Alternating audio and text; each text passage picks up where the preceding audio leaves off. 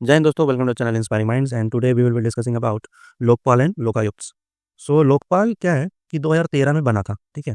जो अन्ना हजारे का आंदोलन हुआ था, उसी के फलस्वरूप लोकपाल एंड लोकायुक्ट्स बना था। तो लोकपाल ऑफ इंडिया क्या है? एक स्टैट्यूटरी एंटी करप्शन बॉडी है जो कि स्टैब्लिश्ड हुआ था लोकपाल एंड लोकायुक्त एक्ट 2013 में। अच्छा, ये न्यूज़ में क्यों है? क्योंकि 2013 में बना था भाई, अभी हम लोग 2025 में इसको क्यों पढ़ रहे हैं? इसलिए पढ़ रहे हैं क्योंकि इसने अपना फर्स्ट फाउंडेशन डे 16 जनवरी को मनाया है। तो 16 जनवरी को फाउंडेशन डे कौन मनाया है? तो लोकपाल मनाया है। अभी इंडिया के लोकपाल कौन है? तो अजय मानिकराव कंकीवार, ठीक है। तो ये आपको ध्यान रखना है क्योंकि हो सकता है पूछ दे, क्योंकि पहली बार बना रहा है ना, पहली बार कोई फाउंडेशन डे मना रहा है अपने 12 साल के एस्टेब्लिशमेंट में। So that is why it is very important. अब इसका हम लोग देख लेते हैं कंपोजिशन वगैरह क्या है। तो it's consist of A chairperson and 8 members. और इसमें 50% क्या होने चाहिए? जुडिशियल मेंबर्स होने चाहिए। साथ ही साथ इसमें 50% जो टोटल मेंबर्स होने चाहिए, उसमें ST, SC, OBC, minorities and women से भी होने चाहिए। और ये जो है टर्म्स फॉर मेंबर्स जो है 5 ईयर्स या फिर till the age of 70 years है इनका, ठीक है। अच्छा, अपॉइंटमेंट कौन करेगा? तो अपॉइंटमेंट इसको प्रेसिडेंट करेंगे, but after obtaining the recommendation of A selection committee का रिकमेंडेशन। और इस सिलेक्शन कमेटी में 5 मेंबर्स है। कौन कौन 5 मेंबर्स हैं? तो हमारे प्राइम मिनिस्टर हैं, स्पीकर ऑफ लोकसभा है, लीडर ऑफ अपोजिशन है, चीफ जस्टिस ऑफ इंडिया है एंड वन एमिनेंट ज्यूरिस्ट जो भी नॉमिनेट करेंगे प्रेसिडेंट के द्वारा। तो ये 5 लोग मिल करके हमें अपॉइंटमेंट का रिकमेंडेशन देंगे सिलेक्शन कमेटी, और वही फिर प्रेसिडेंट उसको अपॉइंट कर देंगे। अच्छा, ज्यूरिसडिक्शन देख लेते हैं कि ज्यूरिसडिक्शन क्या है लोकपाल का। तो ज्यूरिसडिक्शन लोकपाल का बहुत ही ह्यूज है, इसीलिए लोग इसको अक्सर क्रिटिसाइज करते हैं कि भाई इतना बड़ा ज्यूरिसडिक्शन दे दिए हैं, कभी इफेक्टिव हो ही नहीं पाएगा। तो इसमें क्या है कि पहला बॉडी है जिसमें prime minister is also responsible, ठीक है। तो तो इसमें ज्यूरिसडिक्शन के अंदर प्राइम मिनिस्टर भी आ जाते हैं, मिनिस्टर्स आ जाते हैं, मेंबर्स ऑफ पार्लियामेंट आ जाते हैं, group A B C D के सारे ऑफिसर्स आ जाते हैं, ऑफिसर्स ऑफ सेंट्रल गवर्नमेंट, सारे लोग आ जाते हैं। लेकिन इसमें कुछ एक्सेप्शन है। एक्सेप्शन क्या है कि एक्स प्राइम मिनिस्टर के केस में except on allegation of corruption, अगर करप्शन का आप चार्ज लगा रहे हो बट उसमें international relations, security, public order और एटॉमिक एनर्जी एंड स्पेस के ये सब मैटर्स पे आप एलिगेशन ऑफ करप्शन नहीं लगा सकते प्राइम मिनिस्टर पे, ठीक है। पावर्स एंड फंक्शंस देख लेते हैं कि क्या क्या पावर्स एंड फंक्शंस है।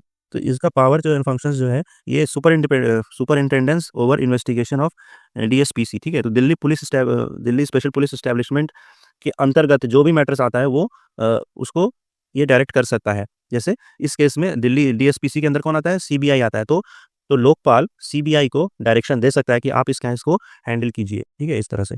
It can authorise agencies to search और seize documents relevant to an investigation. तो छानबीन करने या फिर कुछ डॉक्यूमेंट्स को सीज करने का भी आदेश दे सकता है। उसी जिस तरह से लोकपाल सीबीआई को आदेश दे रहा था, उसी तरह से लोकपाल सीवीसी को भी आदेश दे सकता है, सेंट्रल विजिलेंस कमीशन को भी आदेश दे सकता है। और अगर आदेश का पालन सीवीसी कर रहा है नहीं कर रहा है, उसको एक रिपोर्ट भी जमा करना पड़ता है लोकपाल को on actions taken on referred complaints, ठीक है। और वो जब काम करता है लोकपाल, तो वो has the power of civil court, ठीक है। अच्छा, लोकपाल के बाद हम लोग देख लेते हैं लोकायुक्त। तो देखिए, सेंट्रल लेवल पे लोकपाल होते हैं, और स्टेट लेवल पे क्या होता है? लोकायुक्त। तो Lokayuktas are established by every state through a law, ठीक है। तो लॉ से हर एक अपने अपने स्टेट्स जो हैं वो लॉ के अनुसार लोकायुक्त बनाते हैं, और वही जो है उनका structure, eligibility, term, method of appointment decide करते हैं। तो इस क्योंकि हर एक स्टेट अपना अपना अपना लोकायुक्त बनाते हैं, इसलिए वेरी करता है। अभी प्रेजेंटली यूपी में लोकायुक्त कौन है? तो जस्टिस संजय मिश्रा। तो अब हम लोग इसको जल्दी से 1 मिनट के अंदर, इसको 1 सेकंड मतलब 30 सेकंड के अंदर देख लेते हैं, ठीक है, कि इसमें याद करने वाली चीज़ें क्या हैं जो कि प्रीलिम्स के लिए बहुत ही इंपॉर्टेंट हो सकती है, ठीक है। तो प्रीलिम्स के लिए जो इंपॉर्टेंट हो सकता है यूपी पीसीएस के लिए, उसको मैं अंडरलाइन करूँगा कि लोकपाल जो है वो क्या है? एक स्टैट्यूटरी बॉडी है, एंटी करप्शन बॉडी है, एस्टैब्लिश कब हुआ है? 2013 के एक्ट से। इसने फर्स्ट फाउंडेशन डे अपना मनाया है 16 जनवरी को। अभी लोकपाल कौन है? अजय मानिकराव, ठीक है। इसमें कितने मेंबर होते हैं? चेयरपर्सन और 8 मेंबर होते हैं। 50% क्या होना चाहिए? जुडिशियल मेंबर होना चाहिए, और 50% क्या होना चाहिए? एसटी, एससी, ओबीसी, माइनॉरिटी, ये सबसे होना चाहिए। इनको अपॉइंटमेंट कौन करता है? प्रेसिडेंट करता है। एक सिलेक्शन कमेटी होता है जिसमें कितने? 5 मेंबर होते हैं। कौन कौन?